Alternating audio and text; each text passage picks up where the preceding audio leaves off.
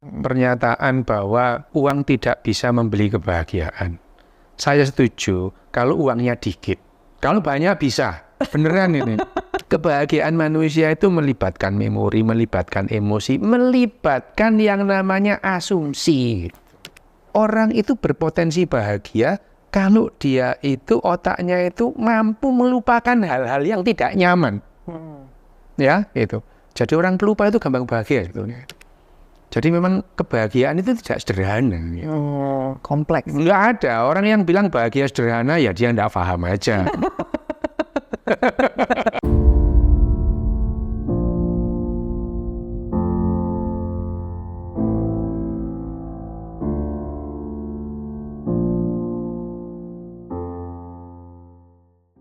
Assalamualaikum warahmatullahi wabarakatuh. Alhamdulillahirrabbilalamin. Bersyukur kita kepada Allah dan berselawat kita kepada baginda Rasulullah dengan mengucapkan Allahumma salli ala Sayyidina Muhammad wa ala ali Sayyidina Muhammad. Assalamualaikum ya Rasulullah. Benarkah uang bisa membeli kebahagiaan? Apakah orang yang banyak uang sudah pasti merasa bahagia? Dan sebaliknya, yang memiliki sedikit uang sudah pasti tak bahagia? Apa parameter kebahagiaan dan hubungannya dengan uang? Terkadang bila melihat mobil yang bagus, seberapa sering berandai-andai. Jika saya memilikinya, saya akan bahagia? Kalau melihat di media sosial ada teman membeli barang bagus, apapun itu, seberapa sering ikut terpikir, wah, jika aku memilikinya, semuanya akan baik-baik saja? Para ilmuwan menyelidiki pertanyaan ini. Mereka menemukan bahwa dalam masyarakat dengan sedikit uang, masih ada tingkat kebahagiaan. Ada sebuah makalah diterbitkan pada tahun 2021, bekerja sama dengan Universitas S1 MCHE Pronunciation Gil dan Universitas Barcelona. Demikian dilansir dari Psychology Today, Jumat, 17 Februari 2023. Hasil temuan studi soal kebahagiaan. Dengan jumlah responden 678 orang, antara usia pertengahan 20-an 50-an, di Kepulauan Solomon dan Bangladesh, terutama mereka yang tinggal di daerah pedesaan dan miskin. Studi ini mengamati suasana hati, gaya hidup, kegiatan memancing, pendapatan rumah tangga, dan integrasi pasar. Di kedua negara ini, para ilmuwan membandingkan masyarakat yang lebih miskin dengan orang-orang berusia sebaya yang tinggal di kota metropolitan yang lebih besar dengan keadaan keuangan jauh lebih baik. Para peneliti menemukan dua hal utama. 1. Orang-orang yang tinggal di daerah perkotaan dan menghasilkan lebih banyak uang melaporkan tingkat kebahagiaan yang lebih rendah. Namun, orang yang tinggal di daerah yang lebih miskin dengan pendapatan lebih sedikit melaporkan tingkat kebahagiaan yang lebih tinggi. 2. Masyarakat pedesaan menikmati waktu bersama keluarga dan berada di alam. Para peneliti menyimpulkan bahwa di negara-negara yang lebih miskin ini, orang-orangnya bahagia, dan di daerah perkotaan yang orang-orangnya jauh lebih maju, keuntungan moneter bahkan dapat merusak kebahagiaan mereka. Ini mendukung konsep bahwa kebahagiaan pada prinsipnya tidak terkait dengan output ekonomi. Ketika orang merasa aman, mereka merasa nyaman. Dan yang menarik, para ilmuwan menemukan bahwa meskipun sebagian besar dunia di media sosial membandingkan diri mereka dengan teman sebayanya, yang dapat menyebabkan ketidakbahagiaan, di daerah yang lebih pedesaan ini, bukan itu masalahnya. Pelajaran apa yang dapat diambil? Pertama, masyarakat pedesaan ini tidak kelaparan. Mereka tinggal di sebuah komunitas di mana kebutuhan dasar mereka dengan mudah terpenuhi. Hal utama yang mereka miliki adalah rasa kebersamaan dalam komunitas dan alam. Kedua faktor ini tampaknya berkontribusi pada tingkat kebahagiaan yang dilaporkan secara keseluruhan. Memperoleh lebih banyak barang dan menginginkan lebih banyak barang, benar-benar tidak lazim bagi masyarakat pedesaan. Mari kita lihat faktanya. Kemajuan suatu bangsa dengan era modernisasi ditentukan oleh spirit need for achievement, virus jiwa NH. Terdapat suatu paradoks di mana bangsa selalu berlomba-lomba ingin maju dan berkembang pesat dengan akselerasi pembangunan dan capaian yang akan menghasilkan teknologi modern, serta mempunyai merek dagang internasional mendunia yang terus dikembangkan. Negara-negara di dunia akan selalu berinovasi dan selalu berkompetisi melalui perdagangan yang ketat, agar bisa menguasai dunia dan bisa bertahan dengan segala ancaman pengaruh global. Ambisi yang kuat seperti yang dulu pernah dicontohkan oleh bangsa Troya dan kemudian Jepang. Spirit yang punya ambisi kuat dengan perkembangan ekonomi yang pesat dan menguasai strategi dagang dunia. Namun terbukti, bangsa yang memiliki ambisi yang kuat tidak lebih berbahagia dari bangsa yang mendahulukan rasa bersyukur dan hidup secukupnya.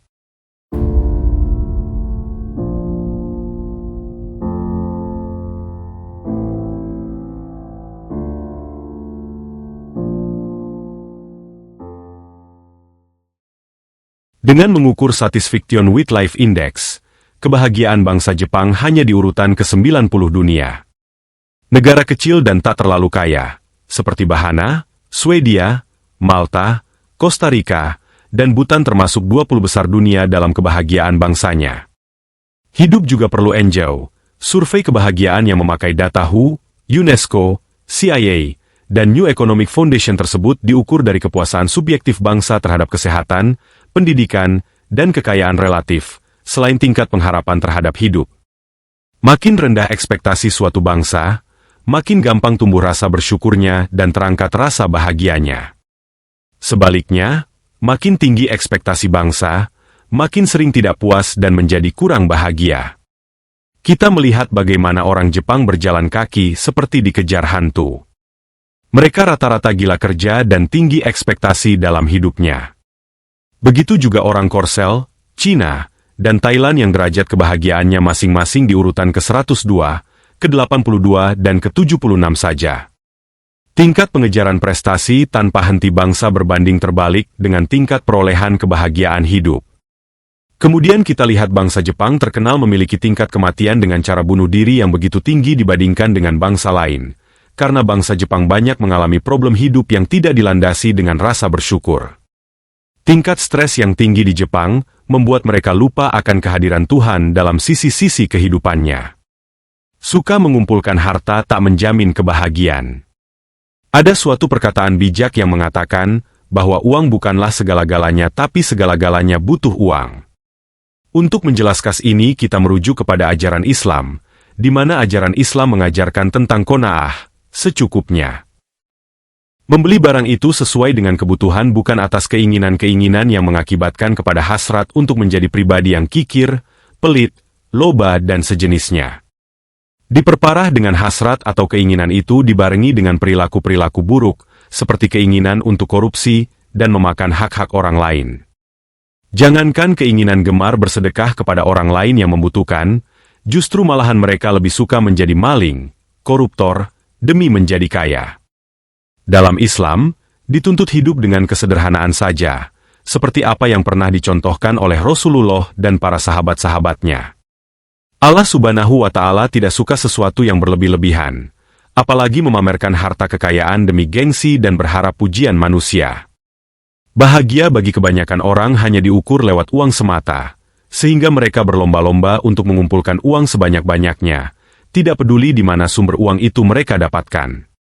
Bisa jadi antara harta yang halal dan yang haram sudah bercampur demi memenuhi keinginan-keinginan dunia saja. Salah satu bagian dari rukun iman yang wajib kita yakini adalah mengimani hari akhir. Mengimani hari akhir memberikan peringatan kepada kita akan ada bentuk hari pembalasan apa yang pernah kita perbuat di dunia. Soal harta, sangat berat pertanggungjawabannya di hadapan Allah nanti di akhirat. Setidaknya ada 2 pertanyaan yang akan ditanya soal harta.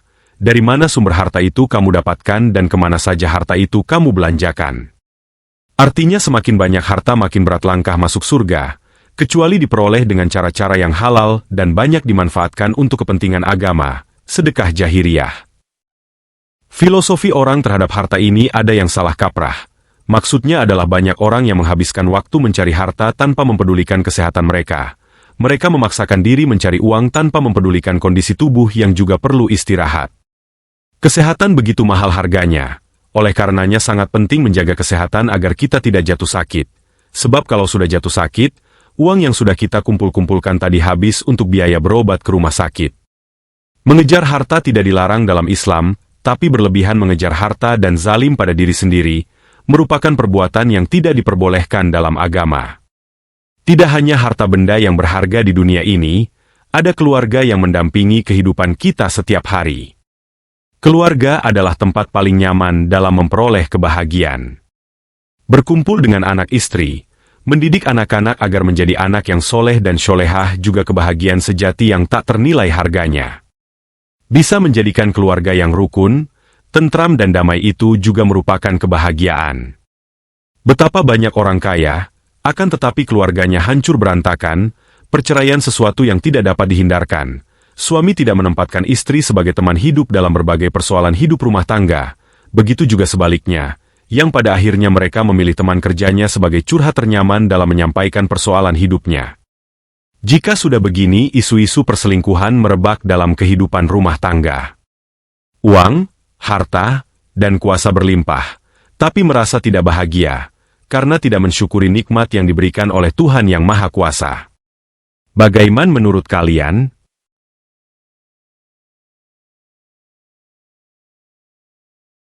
Terima kasih, sampai jumpa di video berikutnya. Terima kasih. Assalamualaikum warahmatullahi wabarakatuh.